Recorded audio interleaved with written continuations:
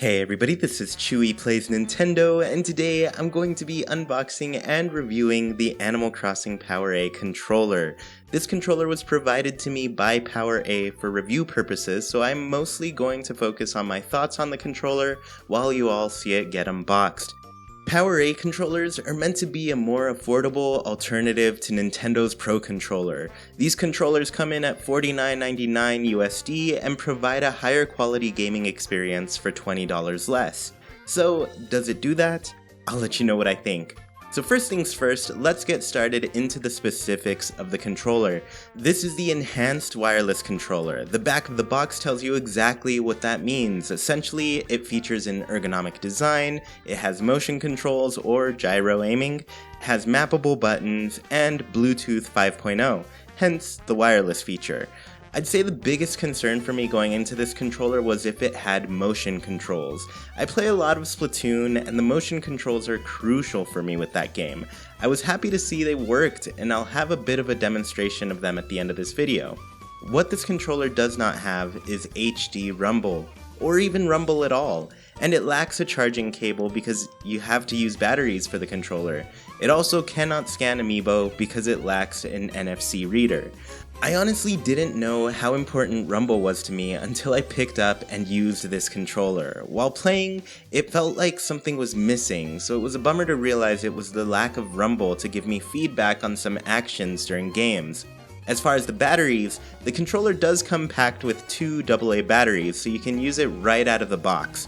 I've been consistently playing with solely this controller since receiving it, and it still hasn't run out thus far. I'm happy that the lifespan of a pack of batteries is pretty long. Finally, the controller features a button layout very similar to the Pro Controller, but includes two advanced gaming buttons that you can program to represent other button inputs. Personally, I haven't found too much use for them myself, but as an accessibility option, I think these buttons are brilliant. They're located right on the back of the handles, they're really easy to reach, and can give players a nice workaround for buttons they are finding harder to reach on the controller. It also lets them find alternatives for button combinations that may be difficult to perform with the standard layout. So those are the basics of the controller, but here's the important part. What do I think about it?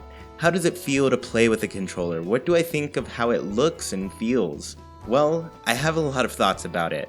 Let's start with the look and feel of the controller. Of course, this Animal Crossing theme comes in two different styles. I happen to get the KK Slider theme, and I lovingly call it the Choco Mint controller. The controller does have a chocolate mint flavor to it with its mint green and brown color. The body has a lot of different Animal Crossing icons such as leaves, fruits, campers, bugs, furniture, and more. But the cutest part is by far that KK Slider can be found on the right handle. Overall, I do like the look of the controller more in person, but I do prefer some of the other styles that PowerA has made before. Let's get to actually using the controller though. The first thing you'll notice is the weight of the controller. It's incredibly lightweight and almost feels like you're picking up nothing, especially before you put the batteries in. The batteries give it a bit more heft, but overall the controller almost feels like you're holding nothing. Personally, I prefer a bit more heft to my controllers, but if you're looking for something light, this is definitely the option for you. The joysticks have a nice feel to them. They aren't too difficult to push, but still have some nice resistance to make you feel like you're moving something around. The buttons are very clicky, and I do like that you can clearly distinguish when you've clicked the button and when you haven't. Overall, the material definitely feels like a pretty light plastic that doesn't seem as sturdy as the Pro Controller. However, I am impressed with the visual design. It hasn't shown any wear since I've started playing, and that's often my worry with a drawing that's going to be right in your sweaty palm like this KK Slider here. Luckily, KK Slider still looks like he hasn't taken any damage though. Like I mentioned earlier, I'm a huge Splatoon fan, so the gyro aiming was a huge deal for me. I was pleasantly surprised to see that this feature worked with the game. You can easily move the controller and it matches your movements. In play though, I found myself having trouble adjusting to the different feel. I started noticing the gyro on the controller had a lower range of motion than the Pro Controller. It could be that I had to adjust my settings a lot more to get the right feel for my style of play, but I did feel like looking up and down didn't quite feel right. I imagine this would need a lot more experimentation to find the right sensitivity, but I'm often short on time and would rather get some quick games in than adjusting the controller for the entirety of my play that day.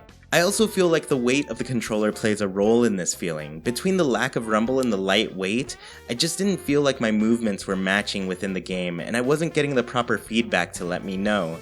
I did try the controller with several other games though, and was much happier with the results. Fire Emblem isn't a demanding game at all, scrolling and clicking was a breeze, and the controller easily got the job done. I imagine if you want to use this controller for games like Animal Crossing New Horizons, this controller might work, but you are going to be missing on some of the feedback that you're going to get from rumble. While I wasn't incredibly happy with the motion controls, I do think any other game that doesn't use them as heavily as Splatoon is really going to shine with this controller. And this brings me to my personal favorite part about it, the D-pad. I don't know what it is about Nintendo this generation, but they are really failing me on the D-pad. I have an original Pro controller that is riddled with the terrible D-pad inputs. I can't tell you how many times I've ruined a game of Tetris because of this. The D-pad on that controller automatically pushes up randomly, causing blocks to fast drop and eventually mess up your gameplay. The Joy-Con are fine, and I've gotten used to the separated buttons, but I find myself often missing the feel of the D-pad. Well, I have finally gone back to play Tetris 99 with this controller, and it was a blast. The D-pad works perfectly. There wasn't a single time the controller fast dropped any of my Tetraminos. It feels so nice to finally get that experience again. Playing NES and SNES titles is so nice, and this controller even makes me want to play them more than I have. The D-pad is truly a joy to have on so many games. So overall thoughts? I like the controller. I think it's a nice budget option for those who want a more traditional controller for their Switch. It definitely feels cheaper than the Pro controller, and I'm not the biggest fan of the gyro, but it honestly feels great with other games. If you don't mind missing out on Rumble or using Amiibo, it's honestly not a bad option. I'd say it's also a fine option if you have kids who keep trying to use your favorite controller.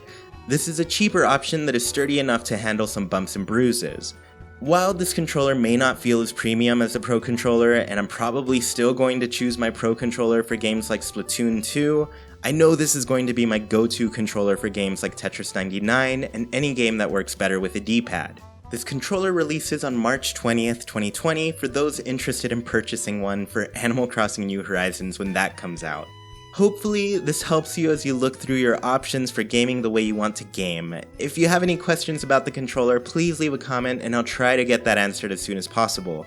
Be sure to like, comment, share, and subscribe, and I'll talk to you all next time. Bye!